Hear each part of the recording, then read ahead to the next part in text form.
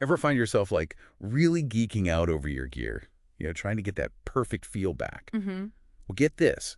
We're diving deep into a career that takes that hands-on passion and like explodes it. Oh, wow. Sports equipment repair technician, we're talking restoring, optimizing, even customizing. Seriously. Seriously. And we've got the inside scoop from RoleCatcher.com. They're all about career insights.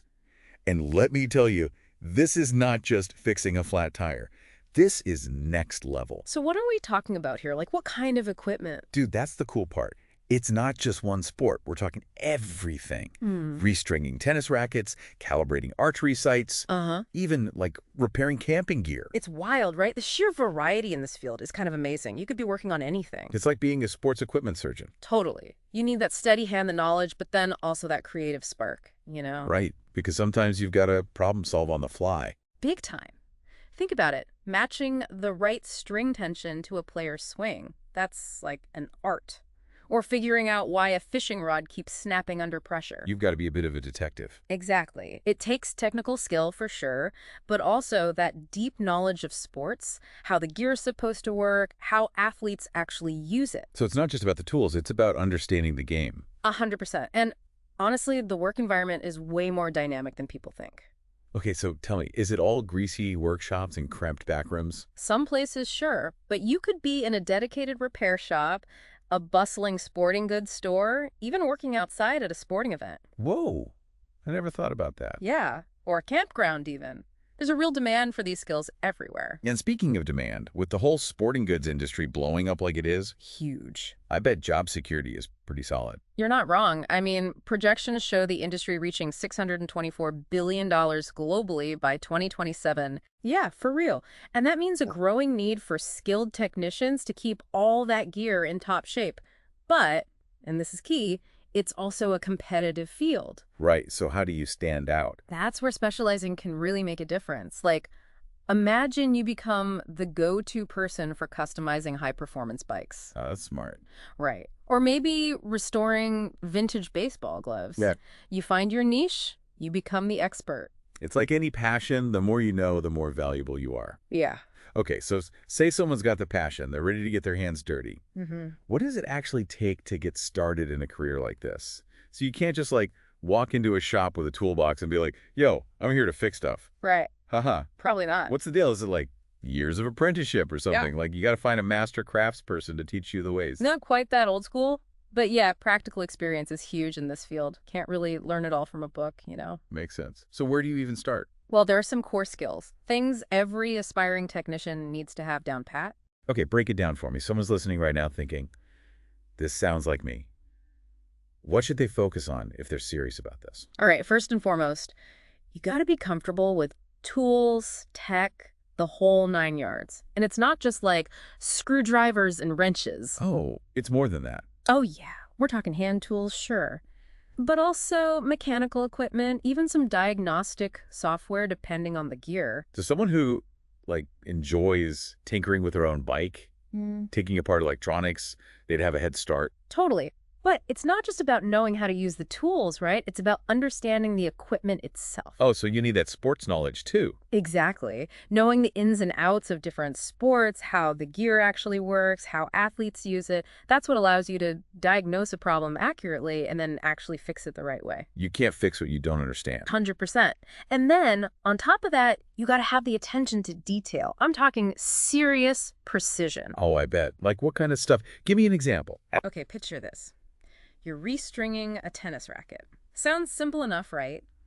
But that tension has to be absolutely perfect. Even a little bit off, and you can throw off a player's whole game. Wow. Same deal with calibrating a bike derailleur, bouncing a hockey stick, all of it. So we're talking steady hands, patience, For sure. maybe even a little bit of artistry in some cases. You got it. But then there's one more thing, and it's a big one. Hit me. Problem solving. Oh, right. Got to use your brain too. Big time, because sometimes it's not as easy as just like, oh, this part's busted, let's swap it out. You might need to get creative. Interesting. Analyze wear patterns, really put on your detective hat to figure out why something's failing. So you're not just fixing equipment, you're like solving mysteries. Sometimes it feels that way, but that's what makes it so rewarding. That's a pretty wild combo.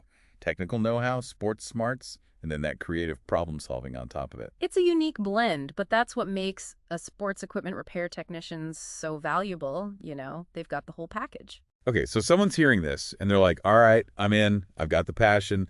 I'm ready to get my hands dirty. Yeah. What's the game plan? How do you actually become a technician? So formal education isn't always a must-have. Having a high school diploma, though, that's usually preferred. Okay. The good news is a lot of employers, they offer on-the-job training. Which makes sense. Get in there, learn by doing. Exactly. Best way to learn, honestly. You're hands-on, you're learning from experienced techs. It's invaluable. No doubt. Yeah. But what about someone who wants to, climb the ladder?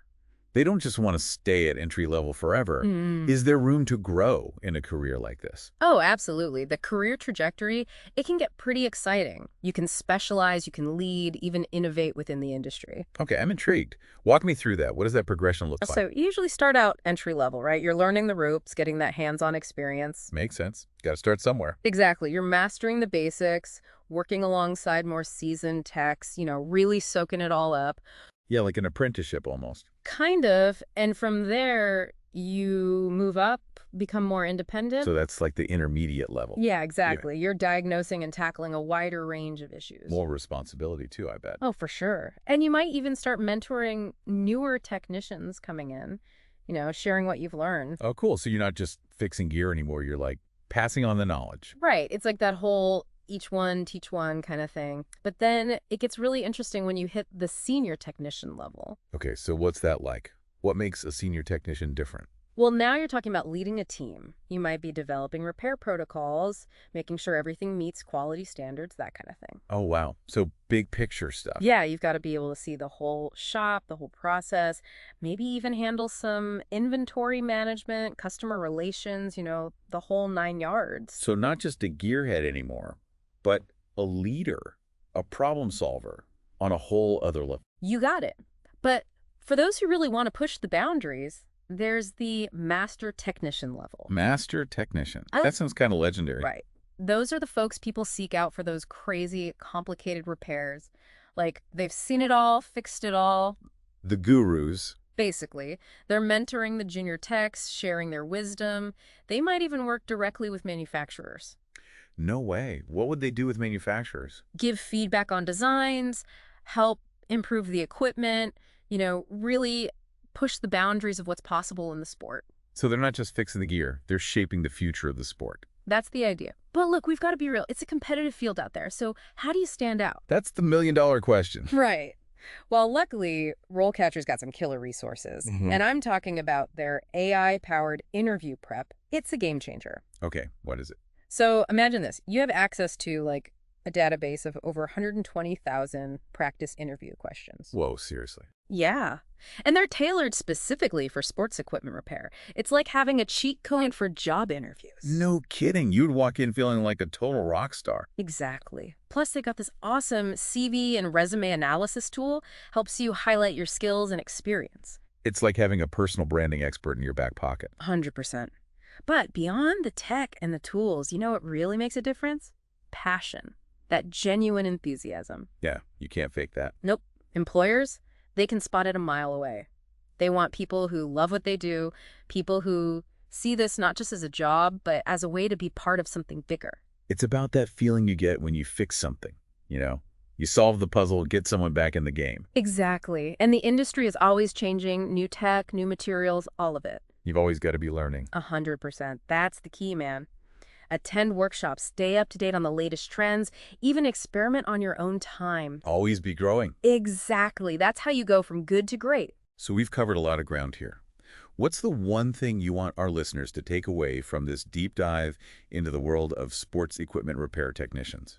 It's simple, really. This is a career for those who love to work with their hands, solve problems, and be a part of the amazing world of sports.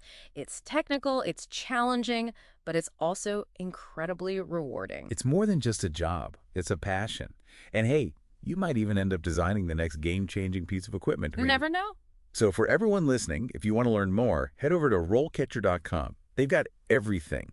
In-depth guides, those amazing interview prep tools we talked about, everything you need to get started. It's a goldmine of information. Totally. Until next time, keep exploring, keep learning, and we'll catch you on the next deep dive.